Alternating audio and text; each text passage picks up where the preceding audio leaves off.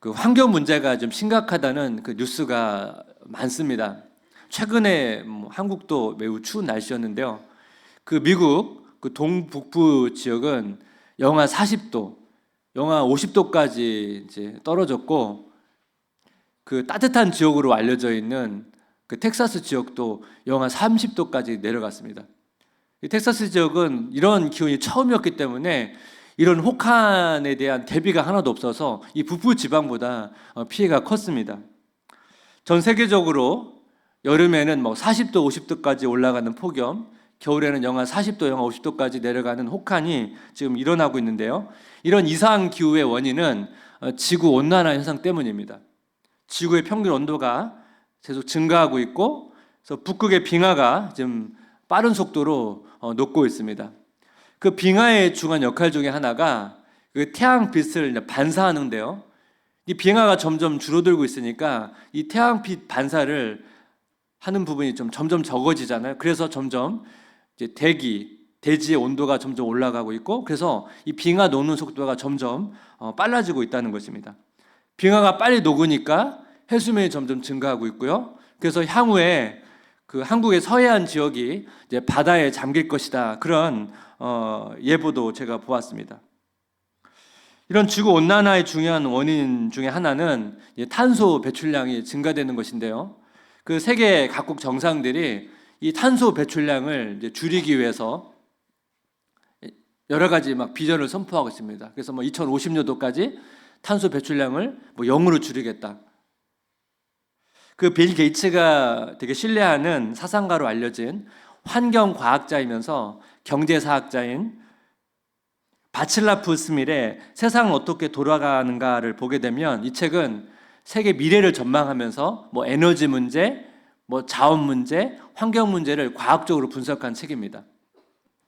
근데 국가들이 그 탄소 배출량을 줄여야 한다는 비전을 선포하는데 실질적인 어떤 대안과 계획이 없다는 거예요. 예를 들어서 국가들이 이제 탄소 배출량을 줄이겠다고 해서 그 나온 대안 중에 하나가 이제 전기차입니다. 한국도 이 전기차에 대한 관심이 많아서 이 전기차를 이용하는 분들이 많이 생겼습니다. 근데 세계적으로 이 차량 판매를 보게 되면 그 SUV 차량이 되게 인기가 지금 많아지고 있습니다. 근데 SUV 차량은 일반 차량보다 이 탄소 배출량이 많다는 거예요. 그래서 이 전기차 사용자가 늘어나지만 SUV 차량을 이용하는 사람들도 많아져서 결과적으로 뭐냐면 이 전기차를 이용한 효과가 제로라는 거예요, 제로. 이 책 내용 중에 이 탄소 배출량을 실제적으로 줄이려면 이 현대 문명을 떠받치는 4가지 기둥, 시멘트, 강철, 플라스틱, 암모니아, 이 4가지를 이 재생할 수 있는 에너지로 이제 바꿀 수 있는 구체적인 대안, 실질적인 대안과 계획이 있어야 된다는 거예요. 그런데 이런 것이 없다는 거예요. 그리고 세계적으로 1차 에너지, 이 화석 연료의 비중이 계속 높기 때문에 당분간 이 탄소 배출량 줄이는 것은 굉장히 어렵다는 것입니다. 사실 환경 위기가 되게 환경 위기에 대한 이야기는 꽤 오래전부터 나왔던 이야기인데요. 이 환경 개선을 위해서 여러 가지 산업을 재편하려면 여러 가지 희생을 감수해야 되다 보니까 어쨌든 국가는 국가 이익을 여러분 내야 되잖아요. 그러다 보니까 이 실질적인 대안을 실행하는 것이 굉장히 어렵다는 것입니다. 저는 이 내용을 가지고 우리 신앙에 좀 접목해 보았습니다. 우리가 그런 이야기 많이 하지 않습니까? 한국교회가 위기다. 그래서 여러 가지 분석도 하고 여러 가지 대안도 나오지만 실제적으로 여러분 그 대안에 대한 실행들은 잘 보이지 않습니다.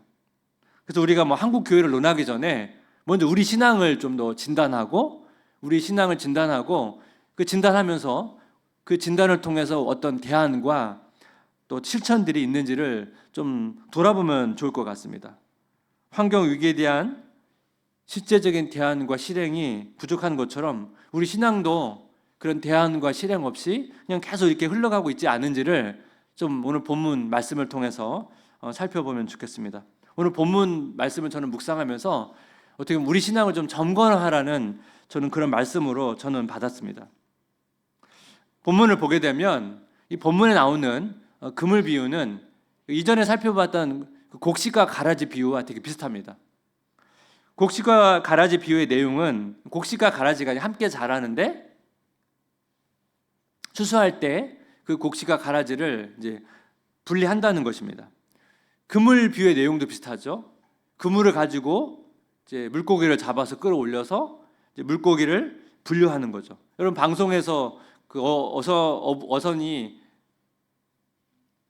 배 어부들이 고기를 잡는 장면들을 보게 되면 이 그물을 가지고 물고기를 끌어올린 다음에 물고기를 분류해서 그 물고기를 담는 어창이라고 하죠. 그거를 이제 분류해가지고 그 어창에 물고기를 넣습니다. 오늘 본문을 보시면 그 내용이 나오거든요. 마태복음 13장 48절. 그물에 가득함에 물가로 끌어내고 앉아서 좋은 것은 그릇에 담고 못된 것은 내버리느니라. 좋은 것은 그릇에 담고 못된 것은 내버린다. 그럼 여기서 못된 것은 못된 물고기거든요. 그럼 이 못된 물고기가 뭘 의미할까요? 이스라엘 사람은 율법에서 규정한 그 부정한 물고기는 먹지를 못했어요.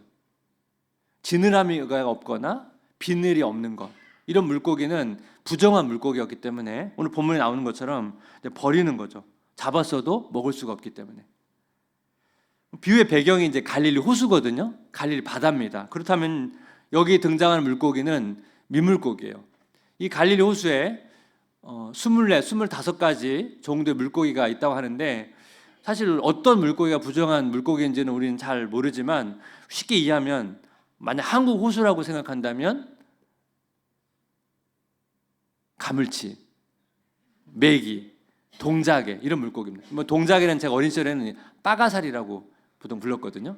이런 물고기들은 뭐예요? 비늘이 없어요. 사실 한국에서는 이런 물고기들이 매운탕에 아주 좋은 재료거든요. 근데 이스라엘 사람들은 이런 물고기를 먹지 않는다는 거예요. 그래서 오늘 본문에서 이것을 못된 것으로 표현을 했습니다. 율법에서 규정한 부정한 물고기죠. 곡식과 가라지 비유와 이 그물 비유의 차이점이 있는데 이 곡식과 가라지 비유의 포커스는 인내에 있습니다. 그래서 곡식과 가라지가 함께 자라서 종이 가라지를 뽑겠다고 하니까 주인이 내버려 두라고요. 맞아. 추수 때까지 내버려 두라. 추수 때에 그걸 분리하겠다는 거죠. 인내에 대한 강조입니다. 인내. 내버려 두라. 그물 비유의 포커스는 종말에 대한 심판에 있습니다. 종말에 대한 심판. 마태복음 13장 49절 50절을 보니까 세상 끝에도 이러하리라. 천사들이 와서 의인 중에서 악인을 갈라내어 풀문불에 던져 넣으리니 거기서 울며 이를 갈리라. 이 비유는 세상 끝에 일어날 그 하나님의 심판을 보여주는 거죠. 믿는 자와 믿지 않는 자가 지금은 함께 공존하지만 분리되는 시기가 있다는 거예요. 그래서 이 그물질이라고 하는 것은 일종의 하나님의 관점에서 선교, 하나님의 믿는 자녀들을 끌어모으는 그런 장면을 상상하시면 될 것 같습니다. 그리고 그 작업 때까지 우린 시간이 있잖아요. 아직 오지 않았으니까. 우리에게 시간이 허락된 거죠. 그렇다면 종말에 하나님께서 의인과 악인을 구분하는 기준이 뭔가? 그럼 그리스도인들은 이 시간까지 어떻게 준비하는가? 이 질문을 가지고 묵상을 하다가 한 주간 동안 계속 제 마음속에 머물렀던 단어가 있었거든요. 회심입니다. 회심. 회심은 믿지 않는 사람이 믿는 자로 넘어가는 중요한 분기점이 되는 신앙의 요소고, 또 믿는 사람들도 신앙의 과정에서 계속 반복적으로 경험되어야 되는 요소거든요. 그래서 오늘은 이런 내용들을 좀 다루려고 하는데요. 우리가 하나님의 자녀가 되는 과정에서 중생, 거듭남을 경험하는데 이 중생과 거듭남은 우리가 잘 인식을 못해요. 그래서 우리가 거듭나는 뭘 가지고 아냐면 이 회심을 통해서 알게 되거든요. 근데 이 회심에는 여러 가지 좀 견해적인 정의에 있어서 견해차가 좀 있습니다. 첫 번째 정의는 뭐냐면 회심은 우리가 예수 그리스도를 믿는 과정에서 처음 죄로부터 돌이키고 예수 그리스도를 나의 구원자로 믿는 것, 이걸 회심이라고 말합니다. 첫 번째 돌이킴을 의미해요. 두 번째 정의는 뭐냐면 첫 번째 돌이킴뿐만 아니라 그 이후에도 반복되는 돌이킴을 의미합니다. 신앙생활에서 첫 번째 돌이킴뿐만 아니라 그 이후에도 우리는 계속적으로 우리는 돌이킴이 있어야 되잖아요. 그걸 다 포함한 개념이라는 거죠. 그래서 저는 보통 두 번째 의미로 회심을 설명했습니다. 회심은 신앙생활은 이례적 사건이 아니고 반복되는 사건이라고요. 그래서 우리가 이 회심이 되게 중요한데, 그래서 신앙생활에서 우리가 스스로를 점검하기 위해서 던져야 될 중요한 질문, 어떻게 보면 회심 전에는 던질 수 없는 질문 두 가지를 가지고 오늘 좀 말씀을 나누기를 원합니다. 회심 전에는 물을 수 없는 질문, 첫 번째는 뭐냐면 신앙이 깊어지고 있는 거죠. 신앙생활에서 회심은 반복되고 깊어져야 됩니다. 근데 사실 회심뿐만 아니라 모든 신앙의 영역에서 깊어져야 됩니다. 말씀 묵상도 깊어져야 되고 기도도 깊어져야 되고요. 제가 그 청년 시절에 뭐 조나단 에드워즈 목사님, 마틴 로이드 존스 목사님, 뭐 찰스 스펄전 목사님, 뭐 리차드 십스 목사님, 존 오ዌ 목사님, 청교도 시대에 그 탁월한 목사님들이거든요. 그리고 청교도 시대를 계승한, 그 전통을 계승한 목사님들인데요. 이분들의 이제 설교나 글을 제가 읽었는데요. 이분들의 그 설교나 글의 특징 중에 하나가 뭐냐면 회심에 대한 강조점이 많다는 거예요. 그리고 청교도들은 이 회심에 대한 기준이 아주 되게 좀 높았습니다. 제가 그 회심에 관한 글을 읽을 때마다 얼마나 가슴이 떨렸는지 몰라요. 제가 나름 회심의 경험도 있었고 뭐 복음도 전하고 제자훈련도 하고 나름 열심히 그 신앙생활 하고 있을 때 이 글을 제가 접했거든요. 저는 분명히 회심했다고 생각했는데 그 글을 읽을 때마다 제가 얼마나 가슴이 되게 찔리면서요. 마치 제가 청교도 시대에 살았다면 내가 회심에 대해서 확신할 수 있을까? 뭐 그 정도로 읽을 때마다 막 가슴이 얼마나 떨렸는지 모릅니다. 근데 제가 돌아보면 그 시간이 너무나 유익했어요. 왜냐하면 제가 그런 시간을 갖지 않았다면 저는 아마 회심에 대해서 별로 중요하게 생각하지 않았을 거예요. 이미 했으니까. 근데 제가 이 회심을 가지고 꽤 오랜 시간 씨름하고 묵상하는 시간을 가졌거든요. 그래서 저한테 너무나 유익한 시간이었어요. 그 마틴 로이드 존스 목사님의 성령 하나님이라는 책을 보게 되면 회심을 설명하면서 잘못된 회심이 아닌데 회심이라고 생각할 수 있는 두 가지를 설명하거든요. 첫 번째가 뭐냐면 일시적인 회심입니다. 일시적인 회심. 우리가 씨 뿌린 자의 비유에서 돌밭을 살펴봤죠. 마태복음 13장 20절 21절 한번 같이 읽어보겠습니다. 돌밭에 즉시 기쁨으로 받되 뿌리가 없어 잠시 견디다가 말씀으로 말미암아 환난이나 박해가 일어날 때에는 곧 넘어지는 자요. 여기 보면 말씀을 듣고 반응이 있어요. 근데 뭐예요? 잠시 견디다가 회심이 일시적으로 잠시만 있으면 안 된다는 거예요. 회심은 반복되고 깊어져야 돼요. 중학교 때, 고등학교 때 여러분 회심이 있었다고 해서 그 이후에 회심이 없다면 점검이 필요하다는 거예요. 아닐 수도 있으니까. 그래서 회심은 반복적으로 일어나야 된다는 거예요. 두 번째 회심은 뭐냐면 가짜 회심입니다. 가짜 회심. 여러분 일시적인 회심은 말씀에 대한 반응이 있어요. 말씀에 대한 반응이 있어요. 문제는 뭐예요? 너무 짧고 일시적이기 때문에 그 이후에는 일어나지 않기 때문에 점검이 필요한 거고, 가짜 회심은 말씀에 반응이 없는, 그냥 사실 말씀과 상관없는, 진리와 상관없이 뭔가 감동이 받아서 교회에 나오는 거죠. 그냥 사람이 좋고. 그런 것 때문에 교회에 나온다면 점검을 해봐야 된다는 거예요. 그래서 우리는 이 시간을 통해서, 열매를 통해서 이 검증하는 시간이 필요하다고 제가 말씀을 드렸죠. 믿지 않는 자들에게는 이 구원을 경험할 수 있는 기회가 주어지는 거고요. 이 회심을 우리가 이 가볍게 처리해서는 안 된다는 거예요. 회심뿐만 아니라 여러분 다른 신앙도 마찬가지예요. 이 신앙의 세계는 아주 넓고 아주 깊습니다. 요리 중에 여러분 초밥 아시죠? 초밥. 그 밥 조금 해가지고 생선이나 뭐 고기 올려서 이 간장에 찍어 먹는 초밥 있잖아요. 어떻게 보면 아주 간단한 심플한 요리잖아요. 여러분 초밥의 세계가 넓고 깊습니다. 그 만화책 중에 미스터 초밥왕이라는 만화책이 있거든요. 이 만화책 보신 분이 있으실 것 같은데요. 그 셰프들의 필독서 같은 만화책입니다.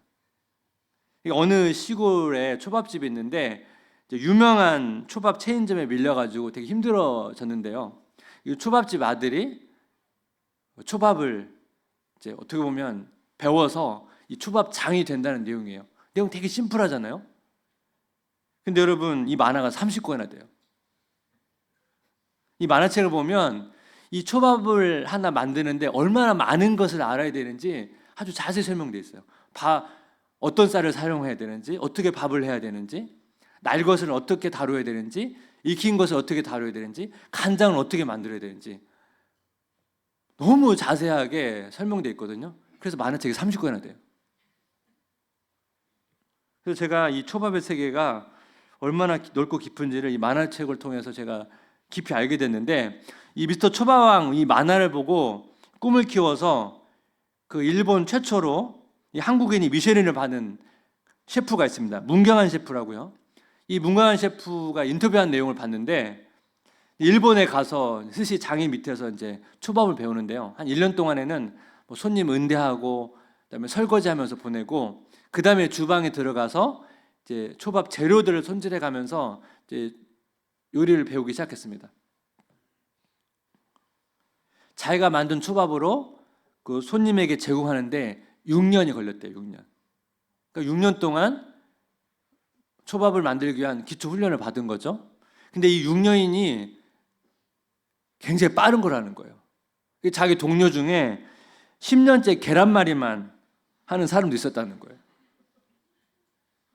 그가 이제 초밥집을 열어가지고 인정을 받게 됐는데요. 그 미스터 초밥왕 그 만화책 실제 주인공이 그 자기 가게의 단골이라는 거예요.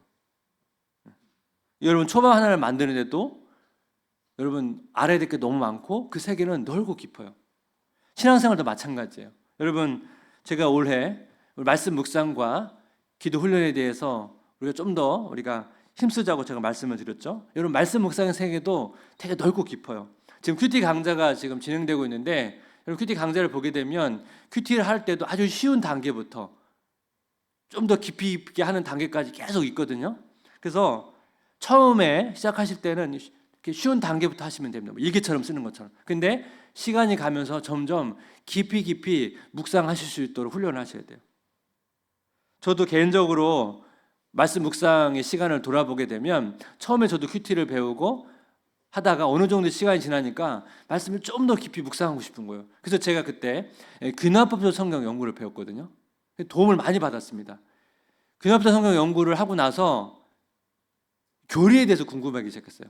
그래서 또 교리에 관한 책들을 읽고 또 묵상에 도움을 많이 받았습니다. 여러분 성경 묵상을 깊이 하기 위해서는 성경책을 여러 번 읽는 것도 중요하지만 그 깊이 하기 위해서는 때로는 교리도 알아야 되고 때로는 성경 배경도 알아야 되고, 그래서 이런 부분들을 조금씩 여러분들이 훈련을 하셔야 됩니다.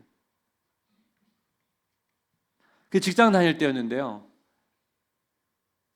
그때 그 부서 목사님과 청년 중에 이제 신학교 다니는 청년들이 있었거든요. 제가 그분들 이런 부탁을 했어요. 내가 신학교에 갈 것은 아니지만 내 평신도로서 기독교 진리를 더 깊이 알고 싶은데 나한테 좀 도움이 될 만한 것들을 좀 소개해 달라고. 그래서 또 여러 가지 소개를 해줘서 그때 참 많은 도움을 받았거든요. 그 이후에 사실 생각지 못하게 또 신학교를 갔습니다. 원래 갈 생각이 없었는데 제 평신도 선교사로 나가기 위해서 그래도 신학교를 가고 나서 선교를 하는 게 나중에 좋다고 그래가지고, 사실 평신도 선교사니까 직장 가지고 나간 선교사니까 신학교 갈 생각은 없었는데 담임 목사님 어떤 그 가이드를 따라서 갔어요. 3년 동안 훈련을 받았거든요. 사실 생각보다 엄청나게 많은 것을 배울 줄 알았는데 그렇지는 않았어요. 근데 3년 끝나고 나니까 뭐 제가 다 알았나요? 지금 신학교 졸업하고 한 17년 정도 지났는데 계속 여러분 묵상의 훈련은 계속되고 있습니다. 더 깊은 묵상을 위해서 지금 계속 훈련하고 있거든요. 그래서 너무 이 묵상의 과정이 때로는 힘들어요. 생각보다 쉽지 않아요. 근데 여러분들 아까 제가 말씀드린 것처럼 조금씩 단계를 밟아가면서 조금 더 깊이 있게 여러분 훈련을 하시면 좋겠습니다. 그리고 묵상이 잘 안 된다고 여러분 너무 자책하지 마시고요. 저도 묵상이 잘 안 될 때가 있거든요. 그럴 때가 있어요. 그러면 저도 한편으로는 때로는 마음이 되게 힘들 때도 있어요. 꽤 오랜 시간 제가 묵상의 훈련을 하고 했지만 늘 여러분 깊은 말씀을 묵상하는 건 아니거든요. 그래서 한 주간 그 초밥 셰프가 생각이 났어요. 초밥 셰프는 그 손님에 맞게 여러분 그 초밥을 잘 요리해서 내놔야 되잖아요. 제가 계란말이 할 정도밖에 실력이 안 되는데 제가 지금 초밥을 내놓는 것 같아서 또 하나님께 또 성도님께 좀 이렇게 부끄러울 때가 많아요. 그래서 종종 예배 끝나고 제가 이제 문 밖에 인사를 드릴 때 어떤 때는 거기 서 있는 게 너무 좀 힘들 때도 있어요. 마태복음 13장 20절 21절 말씀을 보니까 돌밭에 뿌려졌다는 것은 말씀을 듣고 즉시 기쁨으로 받되 그 속에 뿌리가 없어 잠시 견디다가 말씀으로 말미암아 환난이나 박해가 일어날 때에는 곧 넘어지는 자요. 여기 말씀을 보니까 말씀을 듣고 즉시 기쁨으로 받되, 여러분 말씀을 듣고 즉시 반응했다는 건 좋은 거 아닌가요? 근데 사실 문맥의 흐름은 지금 부정적인 거거든요. 이 말씀의 의미는 뭡니까? 말씀을 즉시 받았다는 것은 말씀을 깊이 묵상하지 않았다는 거예요. 말씀을 깊이 묵상하지 않으니까 뿌리가 없잖아요. 뿌리가 없으니까 견디질 못해요. 그래서 올 한 해 여러분 말씀 묵상에 대해서 좀 더 깊은 단계로 나아가기를 주님의 이름으로 축복합니다. 저는 제 자리에서 좀 더 말씀 묵상을 위해서 더 깊이 하도록 추구할 테니까요. 성도님의 자리에서 좀 더 말씀을 깊이 있게 묵상하실 수 있도록 추구하시면 좋겠습니다. 회심 전에는 물을 수 없는 질문 두 번째는 뭐냐면 애통이 깊어지고 있는가? 애통이 깊어지고 있는가? 신앙생활은 회심이 반복되고 깊어진다고 했습니다. 회심이 깊어진다는 것은 회개가 깊어진다는 것이고 회개가 깊어진다는 것은 죄에 대한 애통이 깊어진다는 것입니다. 전에 팔복 설교에서 애통에 대해서 말씀을 나눈 적이 있는데 마태복음 5장 4절 애통하는 자는 복이 있나니 그들이 위로를 받을 것이며, 저는 이 말씀을 이렇게 바꾸고 싶어요. 애통이 깊어지는 자는 복이 있나니 그들이 위로를 받을 것이며. 제가 팔복 설교에서 이 애통을 설명하면서 애통에는 두 종류가 있다고 말씀을 드렸습니다. 첫 번째는 상황적인 애통이에요. 가정의 어려움, 경제적인 어려움, 질병이랑 고통 이런 것 때문에 우리 안에 아픔이 있어요. 슬픔이 있어요. 하나님께서 이런 애통을 가지고 있는 자들을 위로해 주세요. 그런데 이런 애통보다 훨씬 더 깊은 본질적인 애통이 있어요. 그것이 바로 두 번째 죄에 대한 애통이에요. 죄성에 대한 애통이에요. 시편을 읽어보면 이 두 종류의 애통이 아주 자세히 또 잘 묘사되어 있거든요. 근데 이 두 가지 애통 중에 이 죄에 대한 애통은 시간이 가면서 깊어져야 됩니다. 야고보서 4장 8절 10절 한번 같이 읽어보겠습니다. 하나님을 가까이 하라. 그리하면 너희를 가까이 하시리라. 죄인들아 손을 깨끗이 하라. 두 마음을 품은 자들아 마음을 성결하게 하라. 슬퍼하며 애통하며 울지어다. 너희 웃음을 애통으로 너희 즐거움을 근심으로 바꿀지어다. 주 앞에서 낮추라. 그리하면 주께서 너희를 높이시리라. 여러분 하나님을 가까이 하라고 하죠. 여러분 하나님을 가까이 하면 나타나는 첫 번째 특징은 하나님께 가까이 가면 하나님께서 우리 내면을 환히 비춰주세요. 환히 비춰주세요. 그럼 어떻게 돼요? 우리 마음의 상태가 드러나요. 그러면 이 말씀처럼 슬퍼함에 애통함이 생겨요. 근데 말씀을 보니까 너희 웃음을 애통으로, 너희 웃음을 애통으로. 이 웃지 말라는 게 아니고요. 그 더글라스 무라고 하는 교수는 이 웃음을 죄에 대해서 가볍게 여기는 마음으로 해석했습니다. 죄에 대해서 가볍게 여기는 마음. 저게 아주 좋은 해석이라고 생각해요. 죄에 대한 애통은 죄에 대해서 가볍게 여기는 마음이 아니고 죄에 대해서 무겁게 여기는 마음이죠. 그래서 주 앞에서 낮추라. 죄에 대해 애통하는 마음이 생기면 우리 마음이 가난해지고 낮아지겠죠? 겸손한 마음을 갖겠죠? 그리하면 주께서 너희를 높이시리라. 하나님께서 이 죄에 대해서 애통하는 사람들을 좋아하세요. 또 긍휼히 여기세요. 그리고 그 영혼을 높이세요. 조나단 에드워즈의 글이 있는데 한번 같이 읽어보겠습니다. 참된 성도는 하나님을 더 많이 사랑하면 할수록 죄에 대해 더 많이 애통하게 된다. 성도와 위선자의 한 가지 커다란 차이는 이것이다. 성도는 위선자와 마찬가지로 기쁨과 위로를 받아들이긴 하지만 죄에 대한 거룩한 슬픔과 애통함도 겸해서 받아들인다는 것이다. 하나님을 더 많이 사랑하면 사랑할수록 죄에 대해 더 많이 애통하게 된다.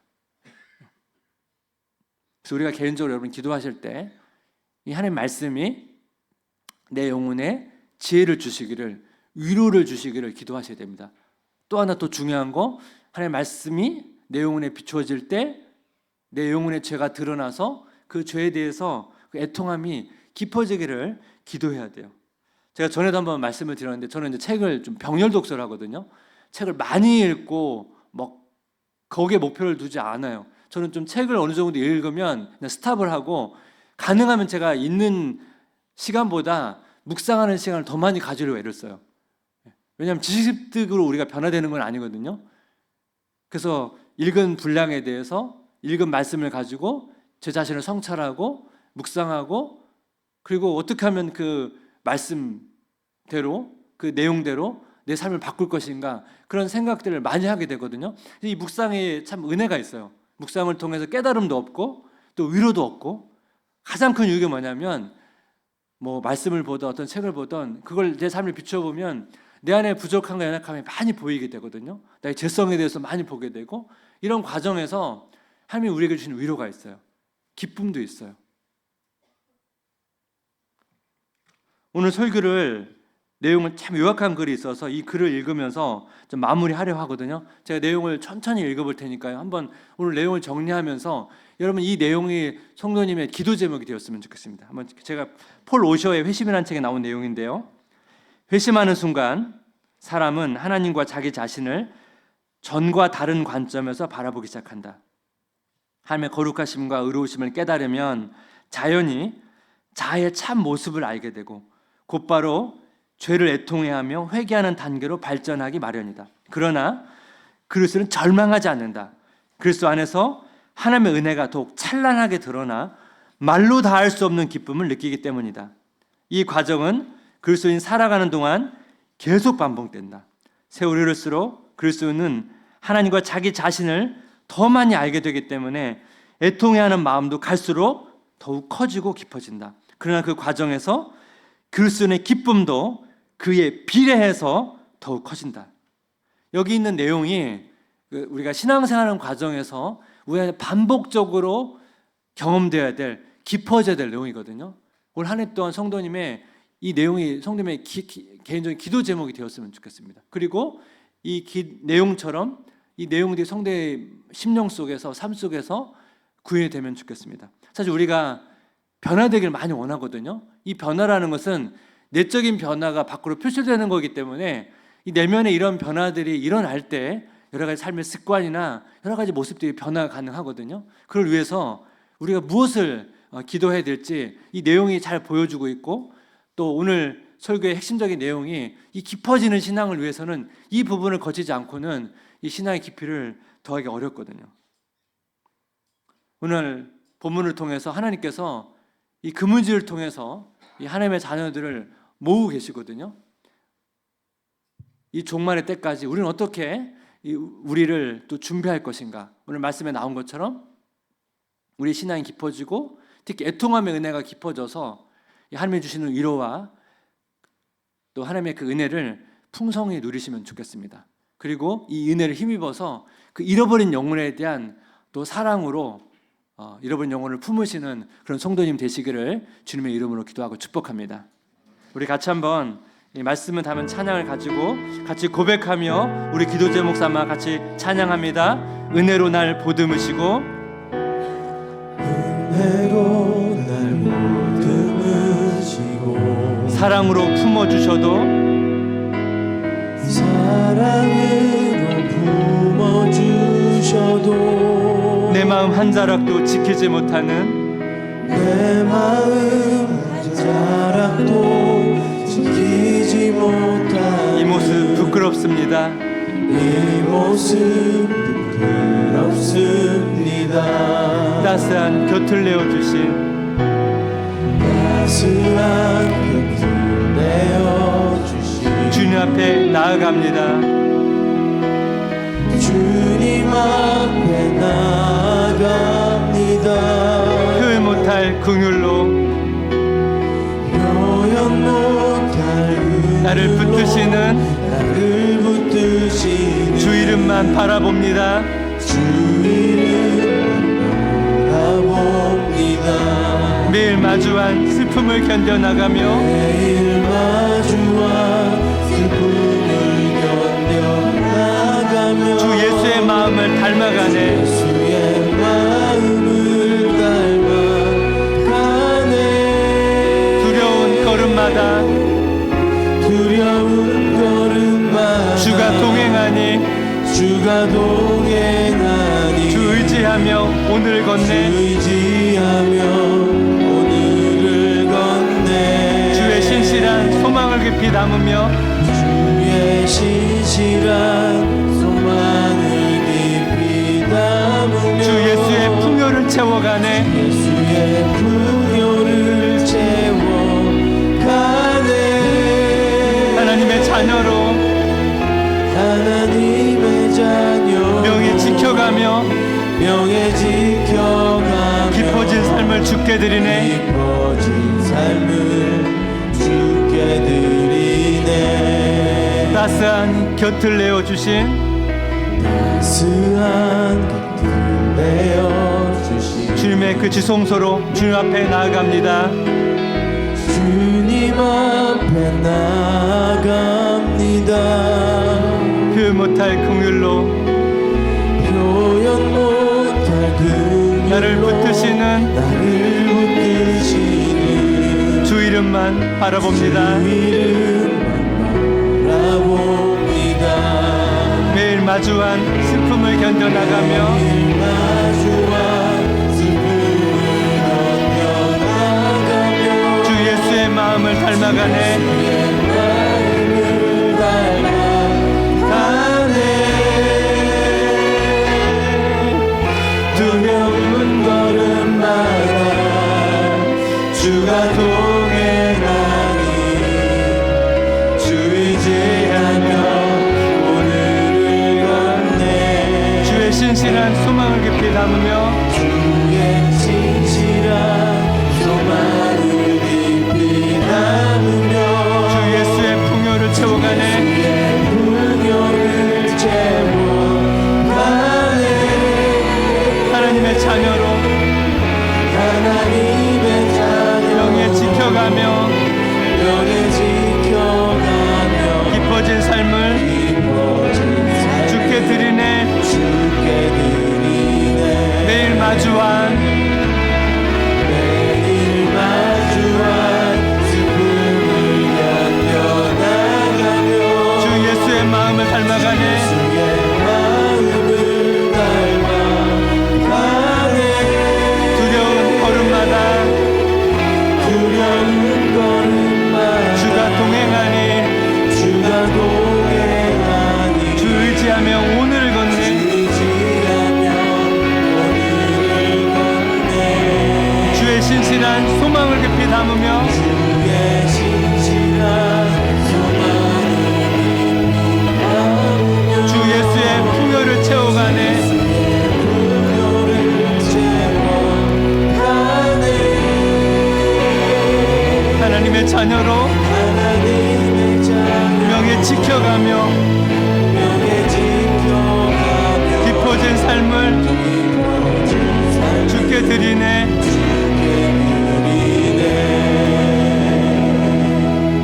우리 이 시간에 오늘 말씀을 가지고 세 가지 기도 제목을 가지고 같이 기도하면 좋겠습니다. 첫 번째는 우리 신앙이 깊어지도록 기도하면 좋겠습니다. 우리 신앙생활을 그냥 유지하는 정도가 아니고 더 깊은 신앙으로 나아갈 수 있도록, 깊어진 삶을 주님께 올려드릴 수 있도록, 말씀의 묵상의 깊이가 더해지도록, 기도의 깊이가 더해지도록, 예배 속에서 누리는 은혜가 더 깊어지도록 기도했으면 좋겠습니다. 두 번째, 신앙생활 회심은 반복되고 깊어져야 됩니다. 회심이 깊어지기를, 우리의 죄성에 대한 애통함이 깊어지기를, 하나님을 사랑하면 사랑할수록 더 많이 애통하게 된다고 하는데, 이 애통하는 자에게 주시는 하나님의 그 위로와 기쁨을 더 깊이 경험할 수 있도록 기도하면 좋겠어요. 세 번째, 마지막으로 다음 세대 수련회가 이번 주부터 진행이 되는데, 우리 자녀들의 신앙을 위해서 하나님, 우리 자녀들이 피상적인 신앙이 아니고 회심을 경험하고 회심이 깊어지는 그런 은혜를 통해서 자기 자신과 하나님을 새롭게 발견할 수 있도록 우리 같이 이 세 가지 기도를 가지고 은혜를 구하며 같이 기도합니다. 함께 기도하겠습니다.